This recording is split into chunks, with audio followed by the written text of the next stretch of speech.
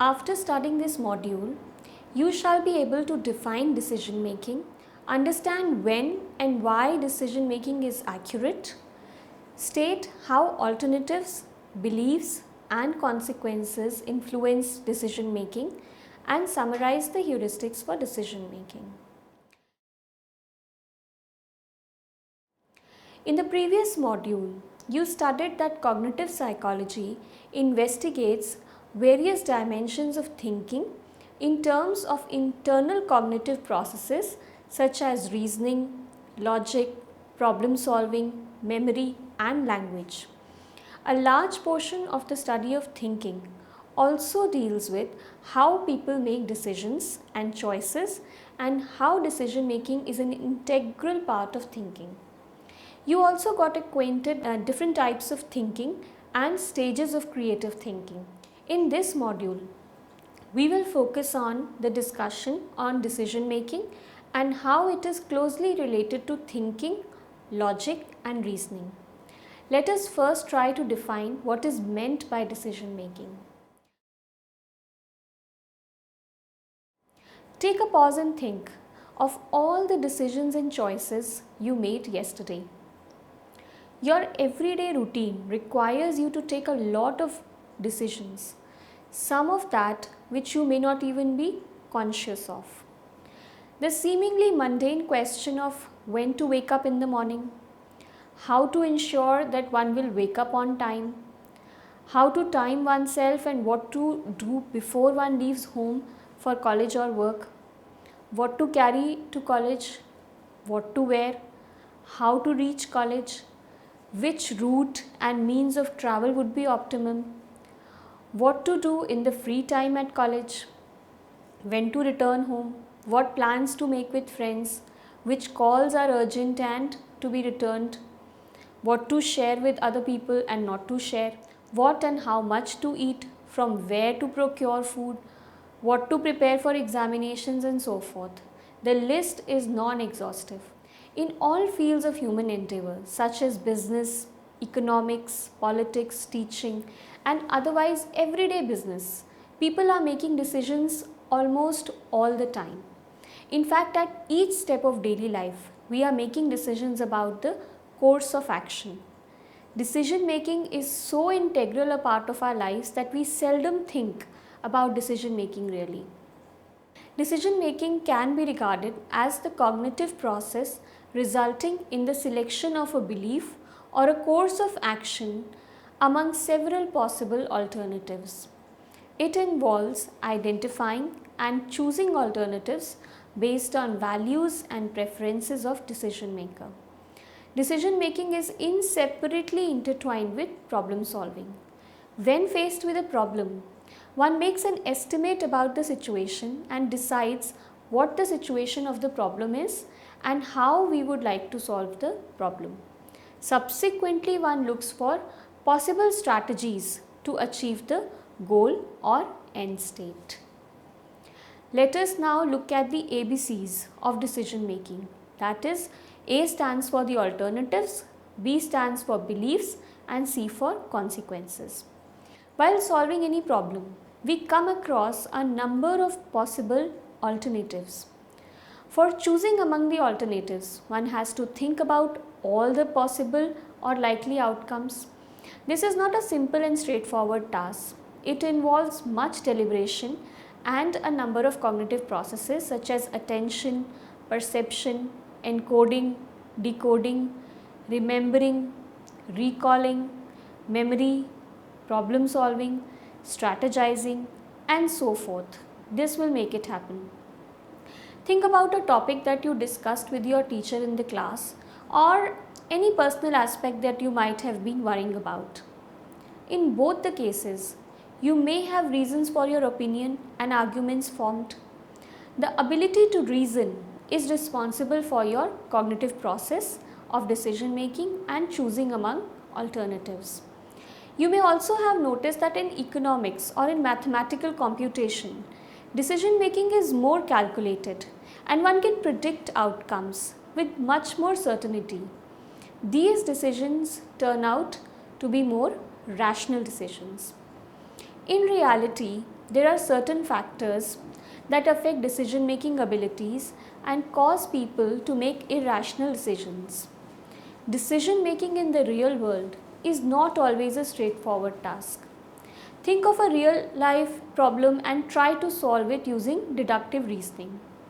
Deductive thinking involves drawing conclusions by applying logic and reasoning from the general to the particular. Suppose you have to take an examination or admission in a college, and you have the option of going to a private college or a large private university, a small state university, or a large state university. Make a choice and also enlist the criteria for your choice. Try to give grades or marks to each of the choices on the indicators that you have formulated. Did you rank and give equal weightage to all the indicators that you mentioned? The point to make here is that in many situations, the nature of problem is not compatible with mathematical analysis.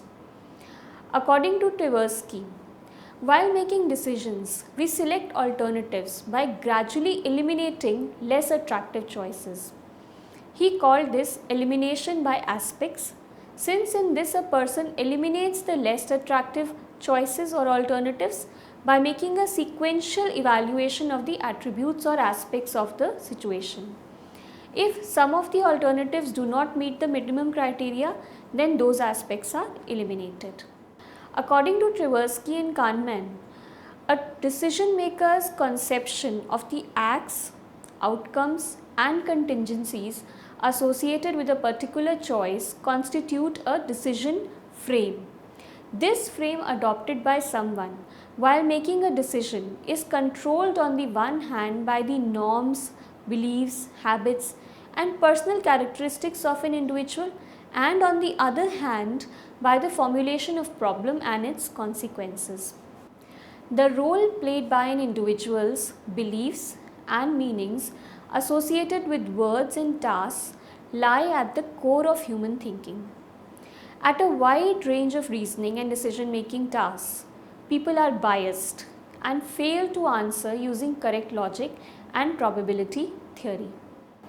Belief bias refers to people accepting conclusions that happen to fit with their system of beliefs. We may reject valid conclusions if they do not match or correspond with what we believe to be true and predictable about the world.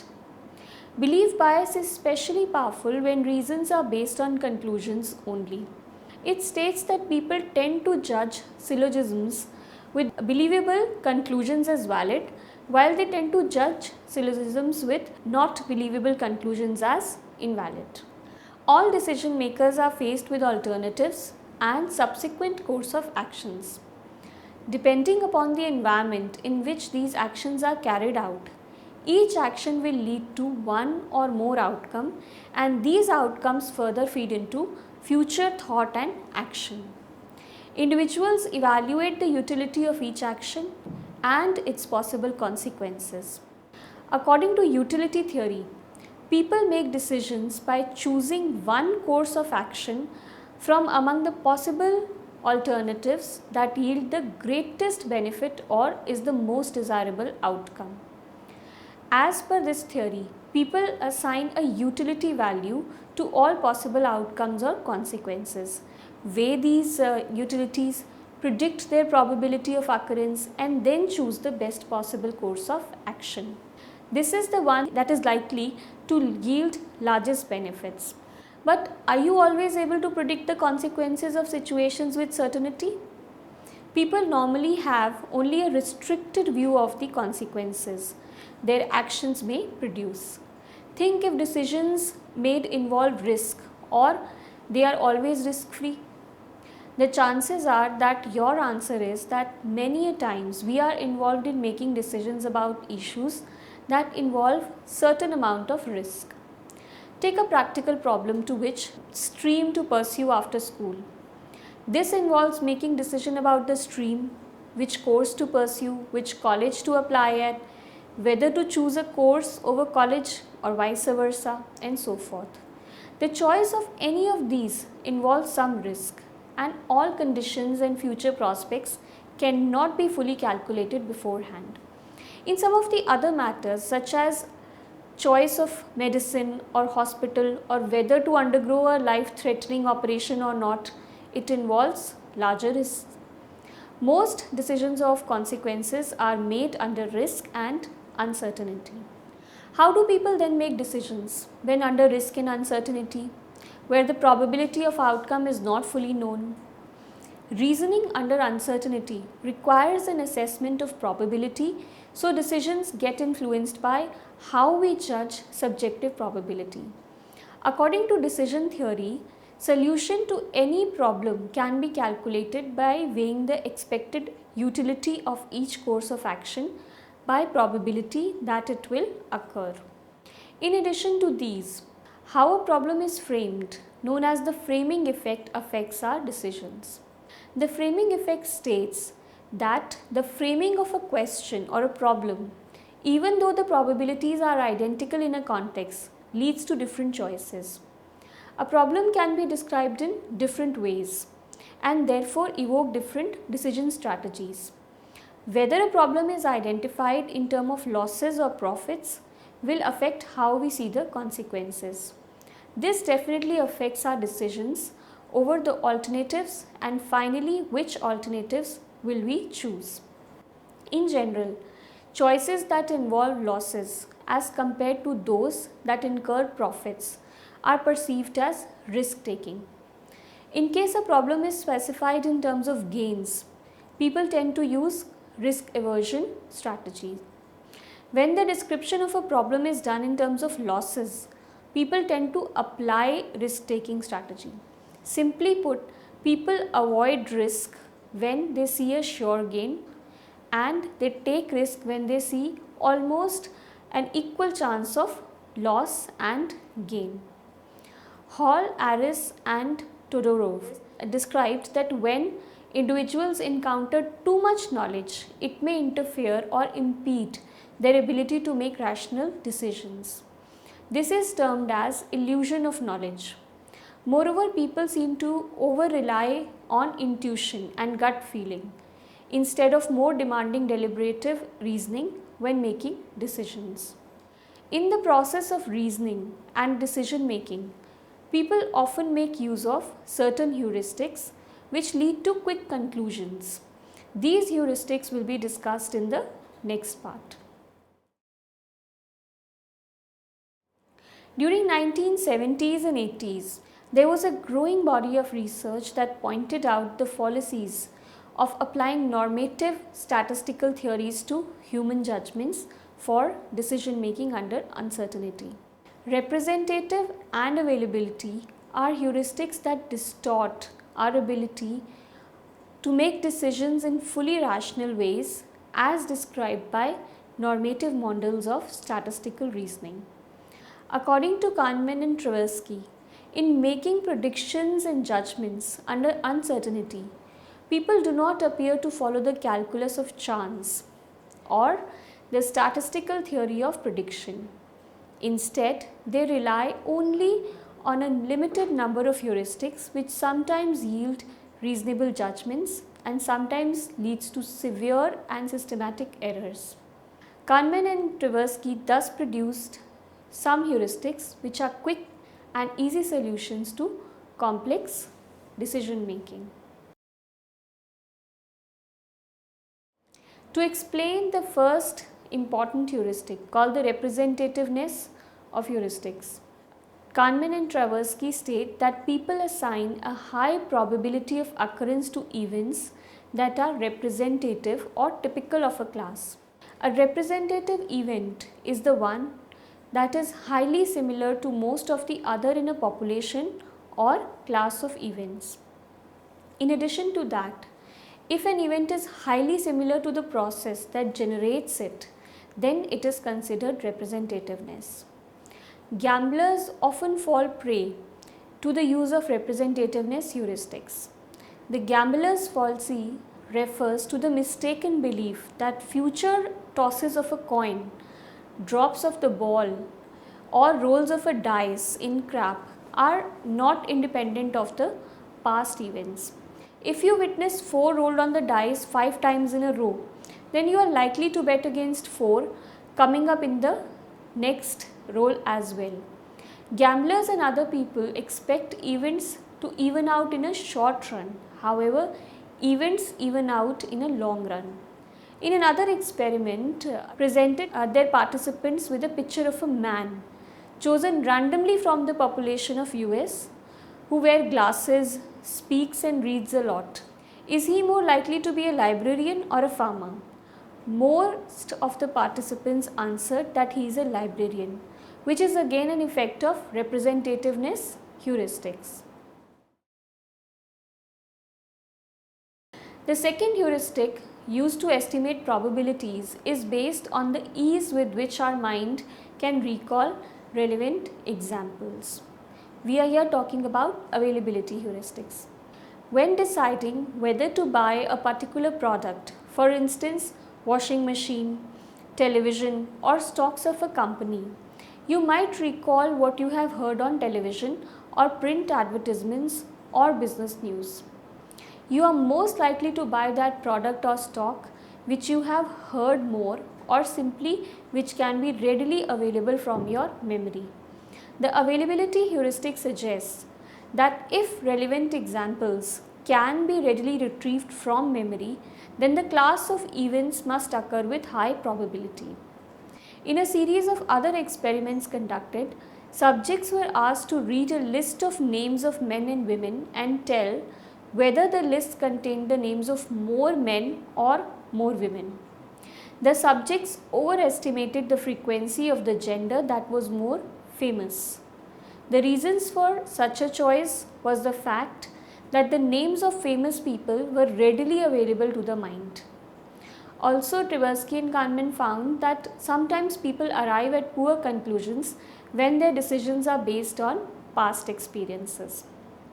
There are other research studies that support the availability hypothesis to account for errors in estimates of everyday knowledge. In a study by Slovic, Fishinchoff and Lichtsensen, the participants were asked to estimate the relative probability of cause of deaths from the two given causes. The participants judged causes like homicide and tornado to cause more deaths than others like asthma. The most misjudged cause of death were those that were most publicized and on which more information were readily available. That is, on homicide and tornado than deaths caused by natural diseases and illnesses.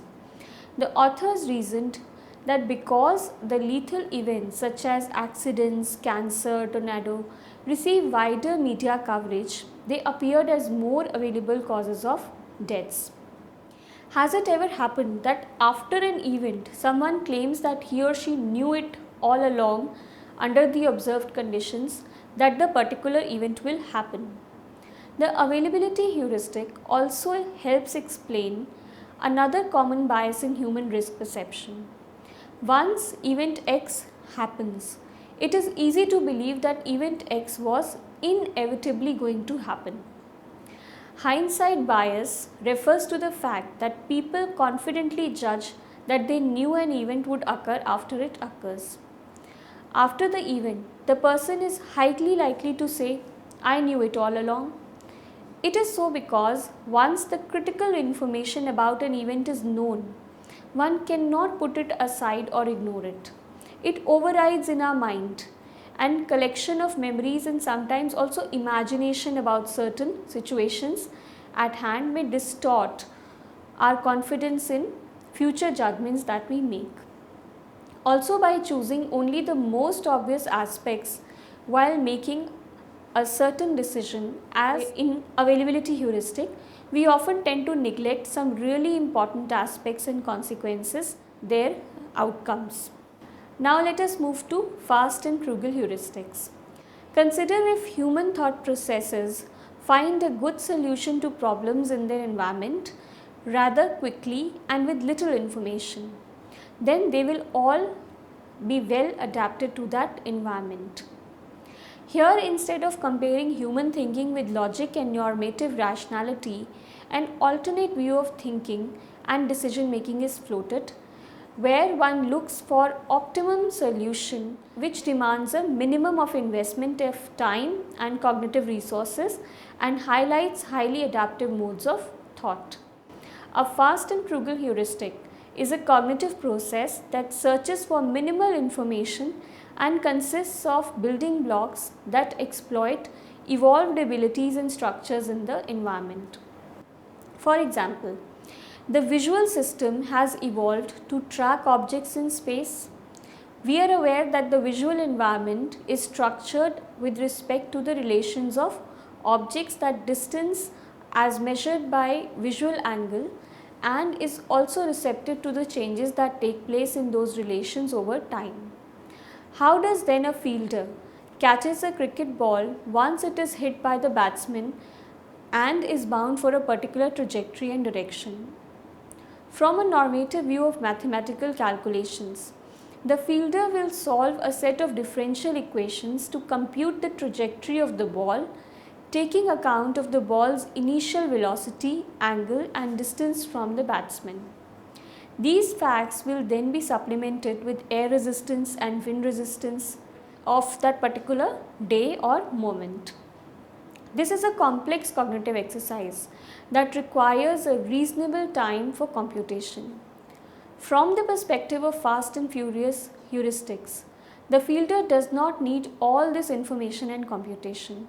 Instead, the fielder can exploit his capacity for object tracking and the information inherited in the environment by using the gaze heuristic, that is, fixate the gaze on the ball, start running in the direction of the hit and adjust the running speed so that the angle of the gaze remains constant.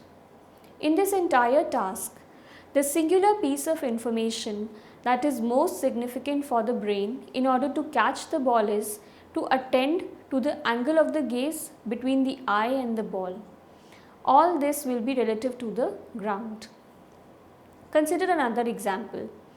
If you are trying to decide between which one of the two ice cream flavors or brands of chocolate to purchase, you are more likely to buy a familiar flavor or a familiar brand.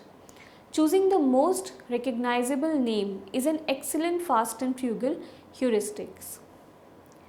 In decision making tasks, it can be advantageous to pick the alternative that is recognized rather than picking something which is completely an unfamiliar one.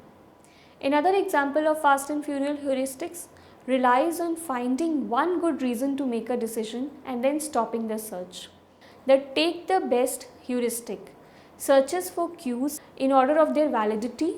Those at the top of the list are most predictive of the best sources of action to take between two alternatives.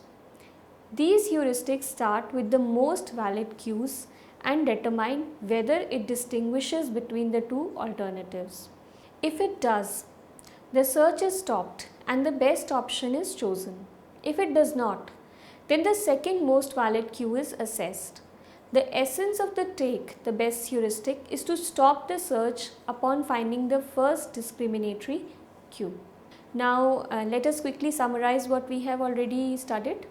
First thing, decision making can be regarded as the cognitive process resulting in the selection of a belief or a course of action among several possible alternatives.